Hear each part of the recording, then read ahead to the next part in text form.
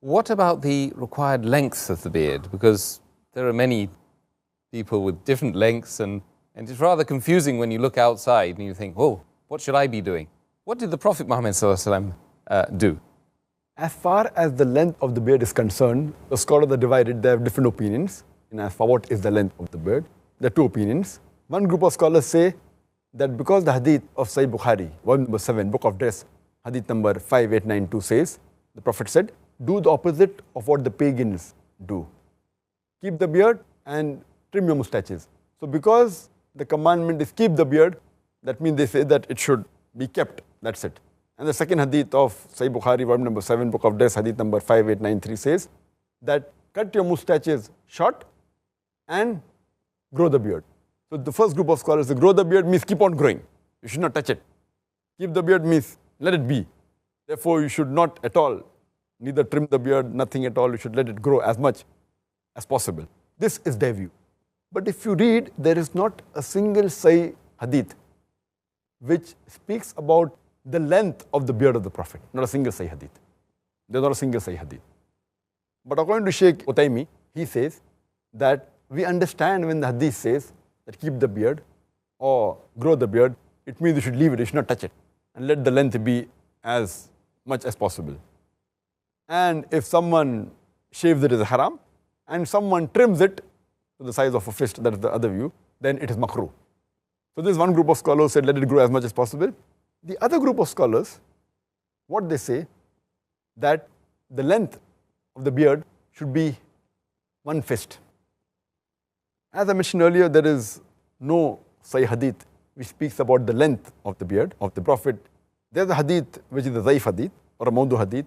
We say that the beard of the Prophet, it touched the chest, but that's a Zaif or a Mawdu hadith according to Shaykh Nasruddin al-Albani. There's a hadith mentioned in Sahih Muslim, volume number 4, hadith number 5789, where Jabir bin Samura, he says, may Allah be pleased with him, that the Prophet had a thick beard. So there are many Sahih hadiths which say the Prophet had a thick beard, but doesn't mention the length of the beard. But this group of scholars, they say that since the length of the beard is not mentioned, what we have to do is we have to look at how the Sahabas kept the beard.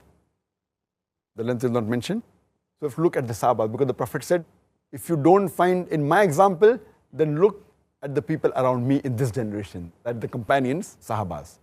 And when we look at the Sahabas, we find several authentic hadith, more than 10 Sahih hadith, which say that the Sahaba, they kept their beard at the length of one fist. And whatever was below the one fist, they trimmed the beard. Including Ibn Umar, may Allah be pleased with him, Ibn Abbas, may Allah be pleased with him, Abu Huraira, may Allah be pleased with him. All these Sahabas which are very close to the Prophet, they trimmed their beard. Even those Sahaba who narrated the same hadith, Ibn Umar, may Allah be pleased with him, hadith of Sahih Bukhari, volume number 7, book of Death, hadith number 5892. Ibn Umar, may Allah be pleased with him, who narrated the hadith, that the Prophet said that do opposite of what the pagans do. Keep the beard and trim your mustaches. Immediately after that, the hadith continues and says that whenever Ibn Umar, may Allah be pleased with him, used to go for Umrah and Hajj. After Umrah and Hajj, he used to catch the beard with his fist, and whatever was below the fist, he used to cut it. So imagine those Sahabas who narrated the hadith, and all these Sahabas, Ibn Umar, Ibn Abbas, Abu Huraira, may Allah be pleased with them all, they were staunch followers of the Sunnah of the Prophet. And they narrated the hadith. When they narrate the hadith of trimming the mustache and keeping the beard, growing the beard, they understood the way the Prophet wanted. So why did they trim the beard? If the view of the first group of scholars is right, that keep on growing, growing means how to grow? The way the Prophet grew. And if there's no hadith indicating his sayings or actions, then you look at the way the Sahabas did. That's the way how you analyze the hadith. That's the reason Shaykh Nasruddin al-Albani, he says that the right size of the beard should be the size of a fist.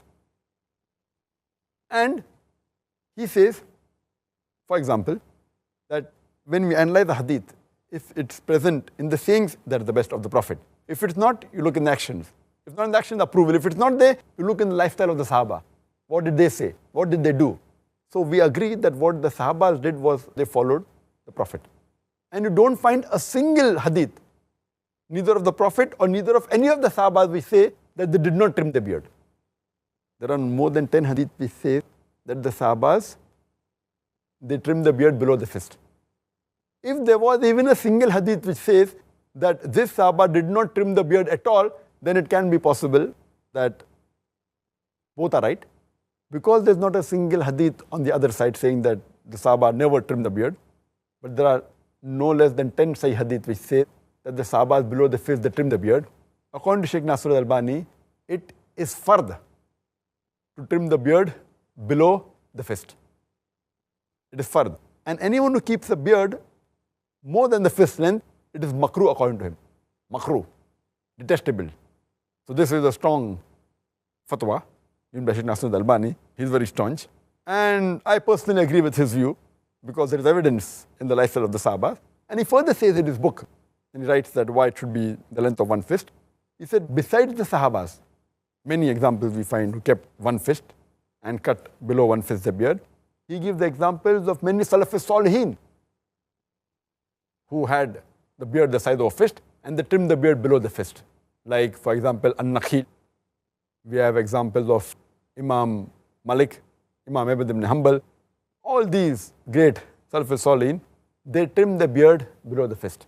They quit it like that and they trimmed it below the fist. So this is the view of the second group of scholars. And I agree more with the group of scholars, including Sheikh Nasr al-Albani, that the right size is the size of the fist and the rest, Allahu Alam.